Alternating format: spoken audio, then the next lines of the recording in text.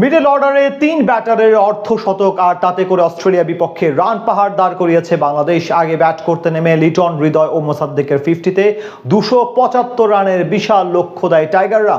জবাবে ব্যাট করতে নেমে শুরু থেকে ব্যাট হাতে ঝড় তোলে অজিরা। তবে টাইগাররা অবশ্য ছেড়ে কথা বলেনি, বল হাতে জবাব দিয়েছে চোখে চোখ রেখে।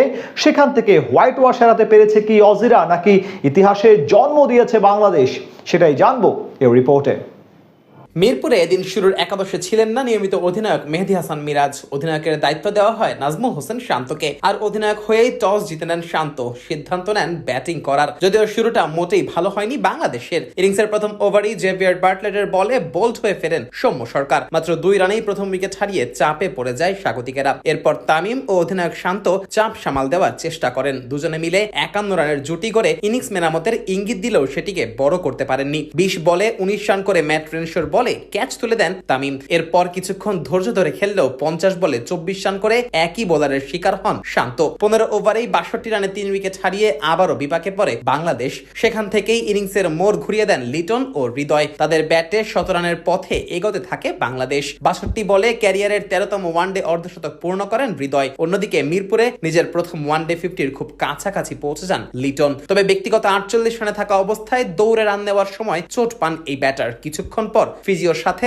মাঠ ছাড়তেও বাধ্য হন তিনি। পরে ইনিংসের শেষ দিকে আবার ব্যাট করতে নেমে 78 বলে 58 রানে অপরাজিত থেকে ইনিংস শেষ করেন লিটন। লিটনের মাঠ ছেড়ে যাওয়ার পর দায়িত্ব কাঁধে তুলে নেন মোসাদ্দেক হোসেন সৈকত। প্রায় 4 বছর পর ওয়ানডে দলে ফিরে সিরিজের প্রথম ম্যাচ থেকেই ছন্দে থাকা এই অলরাউন্ডার আবারও খেলেন গুরুত্বপূর্ণ ইনিংস। হৃদয়ের সঙ্গে 93 রানের কার্যকর জুটি করে ম্যাচের নিয়ন্ত্রণ পুরোপুরি বাংলাদেশের দিকে নিয়ে আসেন মোসাদ্দেক। হৃদয় শেষ পর্যন্ত 88 বলে 83 রানে আউট হন। অন্য প্রান্তে মোসাদ্দেক অপরাজিত থাকেন 51 বলে 56 রানে। তার ইনিংসে ছিল 5টি 4 ও একটি ছক্কার মার। ফলে 300 ছোঁয়ার সম্ভাবনা তৈরি হলেও শেষ পর্যন্ত 50 ওভারে 4 উইকেটে 274 রানেই থামে স্বাগতিকদের ইনিংস। 275 রানের লক্ষ্য তারা করতে নেমে শুরু থেকেই দ্রুত রান তুলতে থাকে অস্ট্রেলিয়া। তবে ইনিংসের পঞ্চম ওভারেই জোড়া আঘাত হানেন শরীফুল। প্রথমে বিদায় করেন জশ ইংলিশকে, পরে ম্যাট রেনশোকেও ফেরান রানের খাতা খোলার আগেই। অ্যালেক্স ক্যারিও টিকতে পারেননি বেশিক্ষণ। মাত্র 8 রানেই ফিরে যান এই ব্যাটার। তাসকিনের বলে দুর্দান্ত ক্যাচ ধরেন সৌম্য সরকার। এরপর মার্নাস লাবুশানেকে সাথে নিয়ে দলের রান এগোচ্ছিলেন কুপার কনলি।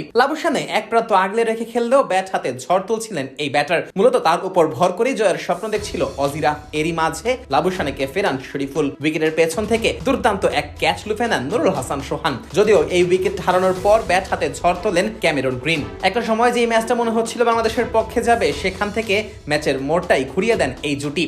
নিজের ওয়ানডে ক্যারিয়ারের প্রথম শতকের দেখাও পেয়ে যান কনলি। আর তাতে করে 275 রানের লক্ষ্য সহজেই টপকে যায় বিশ্ব চ্যাম্পিয়নরা। ফলে 3 ম্যাচের ওয়ানডে সিরিজে প্রথম জয় পায় অজিরা।